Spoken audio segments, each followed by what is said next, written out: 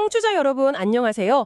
오늘은 좀 특별한 자료를 가지고 왔습니다. 네, 어떤 건가요? 서울회생법원에 제출된 실제 개인 파산 사건 보고서인데요. 이걸 좀 깊이 들여다볼까 합니다. 아, 파산관제인 보고서 말씀이시군요. 네, 맞습니다. 파산 관제인 홍연필 씨가 작성하신 공식 문서를 바탕으로 할 거고요. 물론 채무자분 성함이나 사건 번호 같은 개인 정보는 다 익명으로 처리했습니다. 그게 중요하죠. 개인정보 보호는 철저히 해야 하고요. 그럼요.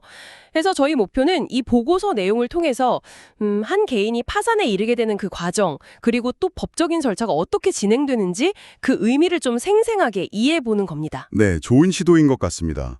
이 파산관제인 보고서라는 게 사실 법원을 대신해서 채무자의 재산 상태, 또 빚이 얼마나 되는지, 왜 파탄에 이르게 됐는지 이런 것들을 아주 객관적으로 조사해서 법원이랑 채권자들한테 알리는 거거든요. 그야말로 사건의 핵심을 담고 있는 문서군요. 그렇죠.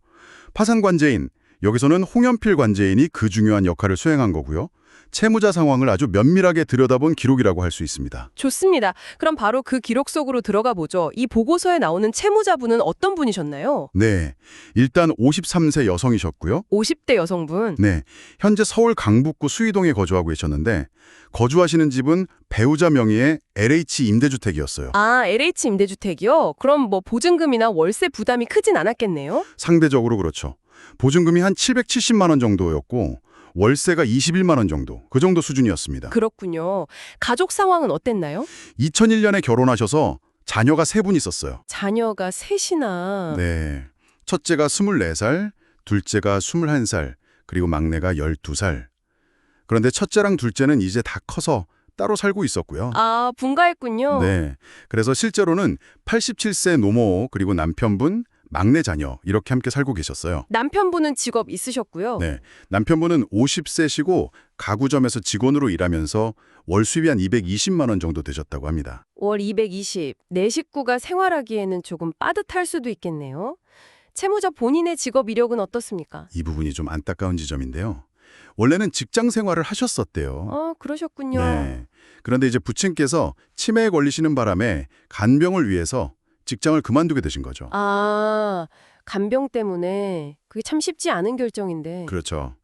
그 이후에 2021년에서 22년 사이에 강북구청 희망근로 사업에 잠깐 참여하기도 하셨는데 이 보고서가 작성될 시점에는 직업은 무직으로 되어 있고요.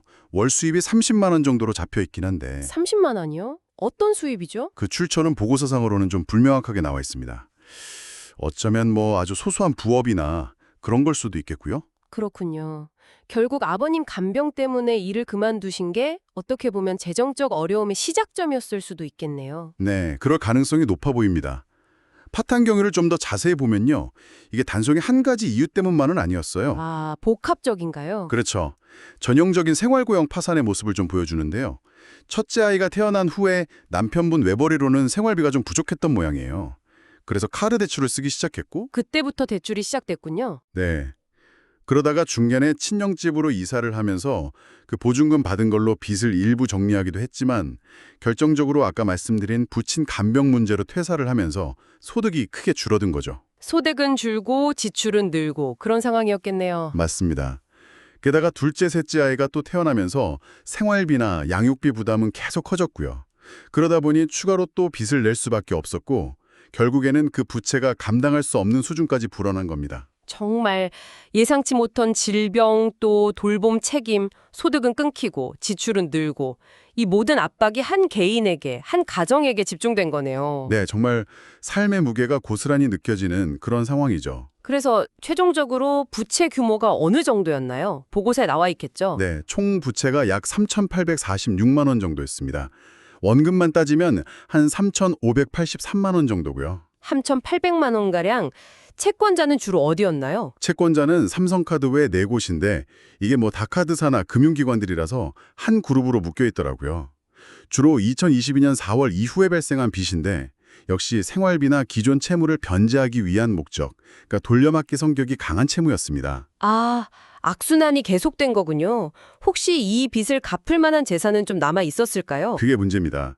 파산관제인인 채무자 명의 재산을 쭉 조사를 해봤는데 유일하게 나온 게 동양생명보험 같은 보험 해약하면 받을 수 있는 환급금이었어요. 보험 해약 환급금이요? 얼마나 됐는데요? 약 118만 원 정도였습니다. 118만 원. 네. 아마 과거에 직장 다니실 때 벌었던 돈으로 가입했던 보험이 아니었을까 싶어요. 그 외에는 정말 아무것도 없었습니다. 최근 5년간 부동산이든 뭐든 다른 재산을 처분한 내역도 전혀 없었고요. 부모님, 부친은 2013년에 돌아가셨는데 상속 재산도 없었고요. 모친 명의 또 자녀들 명의로도 특별한 재산은 발견되지 않았습니다. 정말 딱 보험 해약금 118만 원이 전부였군요. 이걸로는 3,800만 원 넘는 빚을 어떻게 할 수가 없겠는데요? 그렇죠.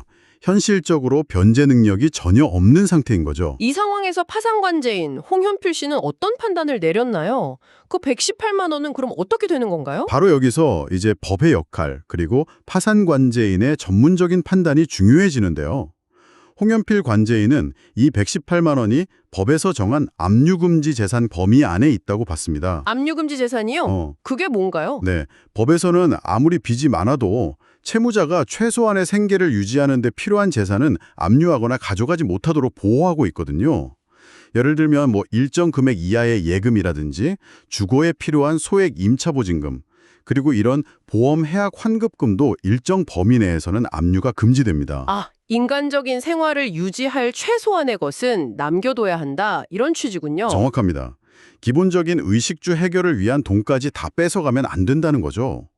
그래서 홍현필 관제인은 이 118만 원을 현금화해서 채권자들에게 나눠주는 절차, 이걸 법률 용어로 환가라고 하는데요. 이 환가를 포기하는 것이 맞다는 의견을 법원에 제시했습니다. 환가를 포기한다. 쉽게 말하면 그 118만 원도 채권자들한테 나눠주지 않는다는 거네요. 네, 그렇습니다. 왜냐하면 압류 자체가 금지되는 재산이니까요. 결과적으로 채권자들에게 배당들, 즉 나눠줄 재산이 사실상 전혀 없는 상태라는 겁니다. 그렇군요. 빚 갚을 재산이 정말 하나도 없다는 게 공식적으로 확인된 거네요. 그럼 파산 절차는 어떻게 되는 건가요? 재산이 없는데 절차를 계속 진행할 이유가 있을까요? 바로 그 점을 홍현필 관제인이 지적했습니다.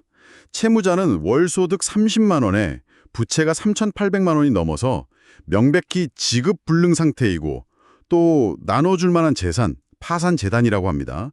는 전혀 찾을 수 없으니 이 파산 절차를 진행하는 데 드는 비용조차 충당하기 어려운 상황이라는 거죠. 절차 진행에도 비용이 드는군요. 그럼요. 송달료라든지 기본적인 비용이 발생하니까요. 그래서 홍현필 관제인은 법률 제545조에 근거해서 이 파산 절차를 더 이상 진행하는 것이 실익이 없으니 여기서 종결하는 것, 이걸 파산 폐지라고 합니다.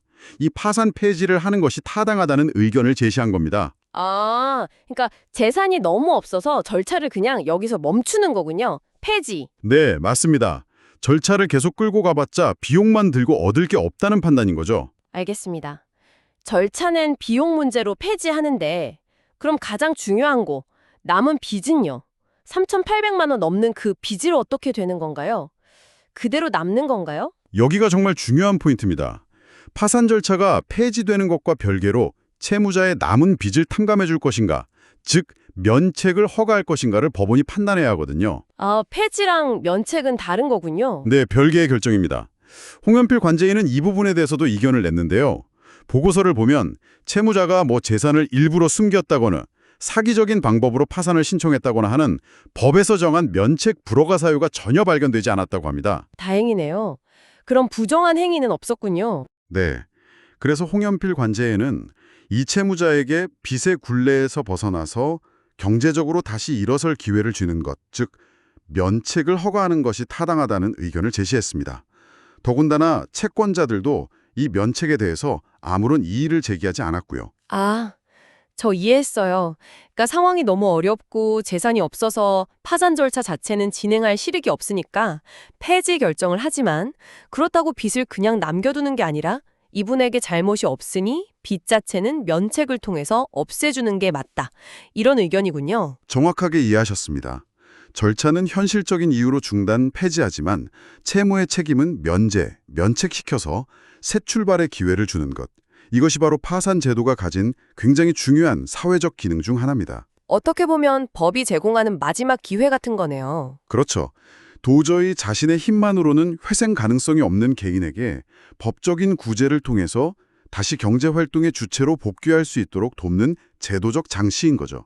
물론 채권자 입장에서는 어떻게 보면 손실일 수 있지만 사회 전체적으로 본다면 한 사람의 경제적 재기를 돕는 순기능이 분명히 있습니다. 오늘 저희가 홍연필 파산 관제인이 작성한 보고서를 통해서 정말 육아 부담, 또 부모님 부양 책임, 갑작스런 실직 같은 여러 현실적인 문제들이 복합적으로 작용하면서 한 개인이 어쩔 수 없이 빚의 굴레에 빠지고 결국에는 파산이라는 법의 도움을 통해 새로운 시작을 모색하게 되는 그 과정을 아주 구체적으로 들여다봤습니다. 네, 참 많은 생각을 하게 만드는 사례였습니다.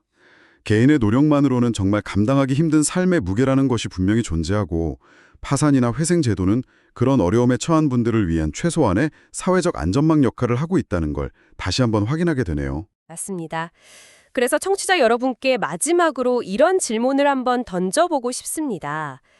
오늘 살펴본 이 사례처럼 정말 성실하게 살아가려고 노력했지만 여러 가지 불가피한 어려움이 겹치면서 재정적 위기에 내몰리는 그런 개인과 가구들이 분명 우리 주변에 있을 텐데요.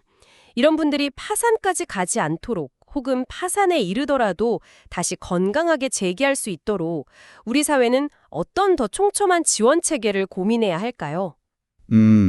정말 중요한 질문이네요.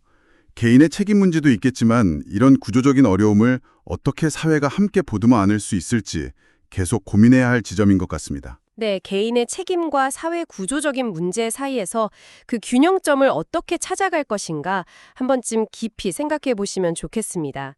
오늘 심층 분석은 여기서 마무리하겠습니다. 청취해 주셔서 감사합니다. 감사합니다.